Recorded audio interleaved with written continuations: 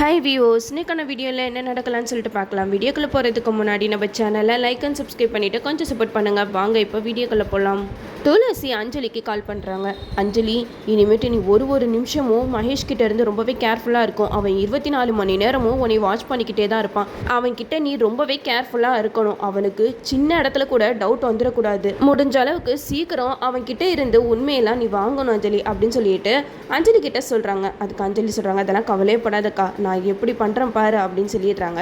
இந்த சைடு மகேஷ் வந்து சிவராமனை பார்த்துட்டு வராங்க.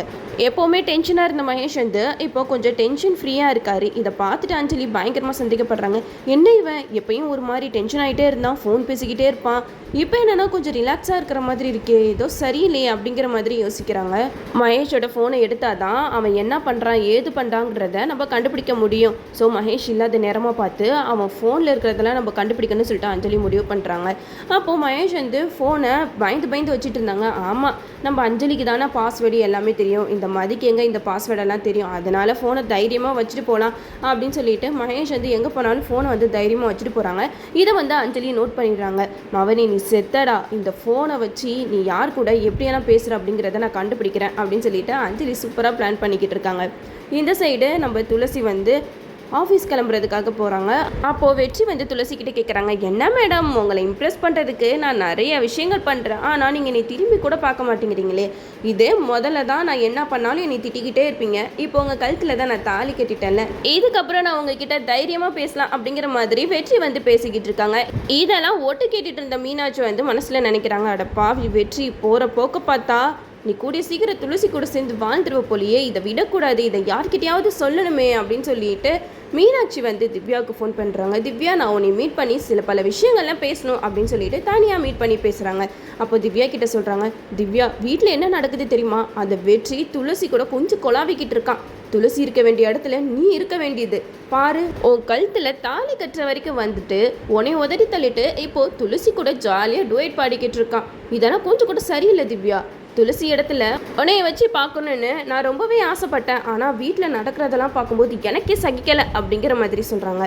அதுக்கு திவ்யா சொல்கிறாங்க, நீங்கள் கவலைப்படாதீங்கக்கா, அந்த வெற்றி எப்படி துளசி கூட சேர்ந்து வாழ்கிறான்னு நானும் பார்த்துடுறேன். இந்த திவ்யா இருக்கிற வரைக்கும் அது நடக்கவே நடக்காது. கூடிய சீக்கிரம் ஏதாவது பிளானை போட்டு வெற்றிக்கிட்ட இருந்து துளசியை நான் எப்படி பிரிக்கிறேன்னு பாருங்க அப்படின்னு சொல்கிறாங்க. இந்த இடத்துல மீனாட்சி மனசில் நினைக்கிறாங்க, இதுதான் எனக்கு வேணும், உன்னை நான் தூண்டி விடுறதில்ல, நீ போயிட்டு வெற்றி துளசி இவங்க ரெண்டு பேருக்கு இடையிலையும் ஏதாவது ஒரு பிரச்சனையை உருவாக்கி சீக்கிரமாக உங்களை பிரிக்கணும் தான் நான் இந்த மாதிரி உங்ககிட்ட சொல்லிக்கிட்டு இருக்கேன் அப்படின்ட்டு மீனாட்சி மனசில் நினச்சிட்டு போயிடுறாங்க. இந்த சைடு நம்ம வெற்றி துளசி பின்னாடி அப்படியே பூவெல்லாம் வச்சுட்டு சுற்றிக்கிட்டே இருக்காங்க.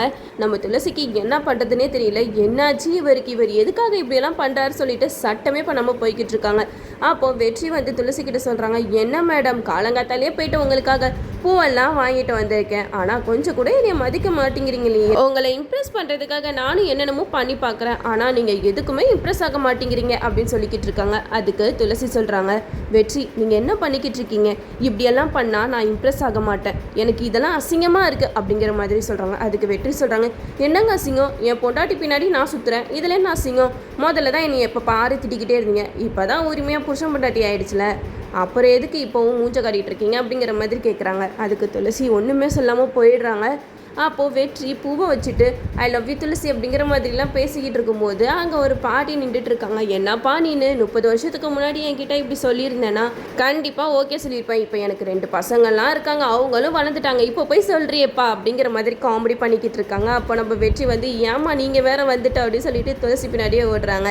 அப்போது துளசி சொல்கிறாங்க, இங்கே பாருங்கள் வெற்றி, நீங்கள் இப்படியெல்லாம் பண்ணி என்கிட்ட லவ்வை நிரூபிக்கணும்னு கிடையாது, உங்களுக்கு உண்மையாகவே என் மேலே காதல் இருந்துச்சுன்னா நீங்கள் என்ன பண்ணணும் கொஞ்சமாவது யோசிச்சு பாருங்க அப்படின்னு சொல்லிட்டு துளசி சொல்ல, அதுக்கு வெற்றியும் யோசிக்கிறாங்க, என்ன மேடம் பண்ணணும், அதையும் நீங்களே சொல்லிட்டீங்கன்னா போதும் அப்படிங்கிற மாதிரி சொல்கிறாங்க. அப்போ துளசி சொல்கிறாங்க, நீங்கள் வந்து உங்கள் சொந்த காசில் உங்கள் பொண்ணையும் என்னையும் பார்த்துக்கணும், அதில் தான் உங்களோட காதல் வந்து வெளிப்படும் அப்படிங்கிற மாதிரி சொல்கிறாங்க. இது கேட்டதுமே நம்ம வெற்றி ஒன்று மட்டும் நல்லா புரிஞ்சுக்கிறாங்க, ஆஹா நம்ம மேடம் வந்து என்ன சொல்ல வராங்கன்னு இப்போவே புரிஞ்சுக்கிச்சு, நீங்கள் சொன்னது எனக்கு புரியுது மேடம், நான் சொந்த காலில் நிற்கணும்னு நீங்கள் ஆசைப்படுறீங்க, அதுவும் என்னோட நல்லதுக்கு தானே, ஓகே ஓகே அதெல்லாம் நான் பார்த்துக்கிறேன், இனிமேட்டு வெற்றியோட திரும்பி வரான் இந்த வெற்றி அப்படிங்கிற மாதிரி வெற்றி வந்து கிளம்பி போயிடுறாங்க.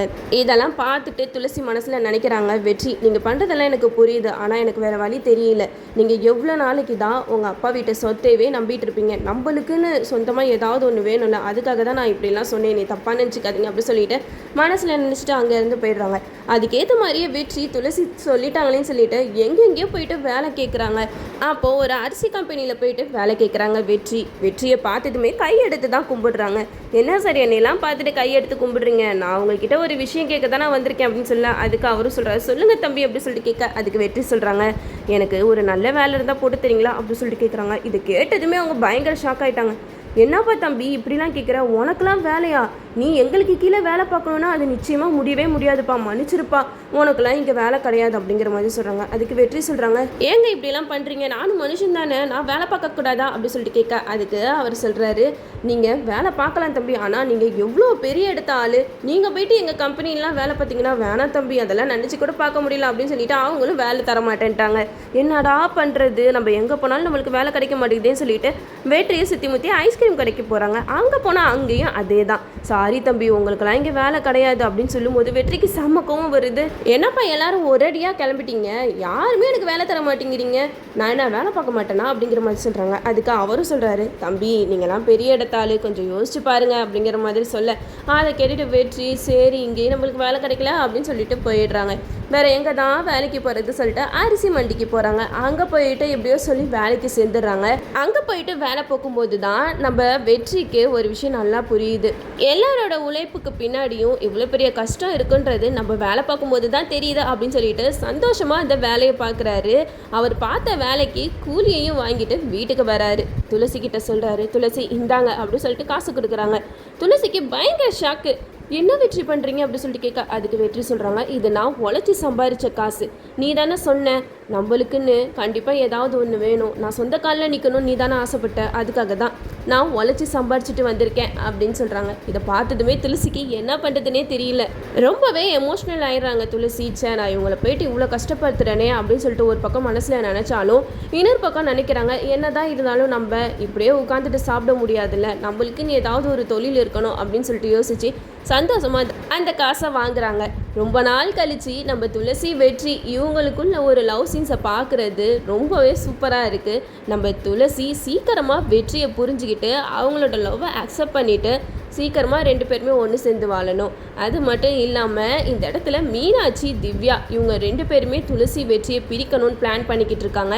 கண்டிப்பாக அவங்க என்ன பிளான் பண்ணாலும் அவங்க ரெண்டு பேரையுமே பிரிக்க முடியாது. இந்த சைடு லக்ஷ்மி வந்து சிவராமன் உயிரோடு தான் இருக்காரு, அவர் சாகல. அஞ்சலி நான் சொல்கிறத கேளுங்க, என் உள் மனசு சொல்லிக்கிட்டே தான் இருக்குது, உங்கள் அப்பா நம்மளெல்லாம் விட்டுட்டு போகல அப்படின்னு சொல்லிட்டு சொல்லிக்கிட்டு இருக்காங்க. அவங்க சொன்னதை கேட்டுட்டு அஞ்சலி சொல்கிறாங்க, நீங்கள் கவலையே படாதீங்கம்மா, சீக்கிரமாகவே அப்பாவை கூட்டிகிட்டு வந்து உங்கள் கண்ணு முன்னாடி நிறுத்துகிறோம் அப்படின்னு சொல்லிக்கிட்டு இருக்காங்க. நம்ம அஞ்சலி இதுக்கு மேலேயே நம்ம சும்மா இருக்கக்கூடாது, மகேஷ் யார்கிட்ட பேசுகிறான் அவனோட ஃபோனை நம்ம செக் பண்ணாலே போதும், அப்பாவை பற்றின விஷயத்தெல்லாம் கண்டுபிடிக்கலாம் அப்படின்னு சொல்லிட்டு மகேஷ் தூங்கினதுக்கப்புறம் மகேஷோட ஃபோனை நோட்டி பார்க்குறாங்க. நம்ம அஞ்சலி இதுக்கப்புறம் அதிரடியான முடிவெல்லாம் எடுத்து எப்படியாவது சிவராமன் இருக்கிற இடத்த கண்டுபிடிச்சிடணும். அது மட்டும் இல்லாமல் லாஸ்ட் நேரத்தில் நான் மதி இல்லடா அஞ்சலி அப்படின்னு சொல்லும்போது மகேஷோட ரியாக்ஷன் எப்படியெல்லாம் இருக்குன்ட்டு நம்மளும் வெயிட் பண்ணி பார்ப்போம். ஓகே வீவர்ஸ், இந்த வீடியோ உங்களுக்கு பிடிச்சிருந்தா லைக் பண்ணுங்கள், மறக்காமல் நம்ம சேனலை சப்ஸ்கிரைப் பண்ணிடுங்க.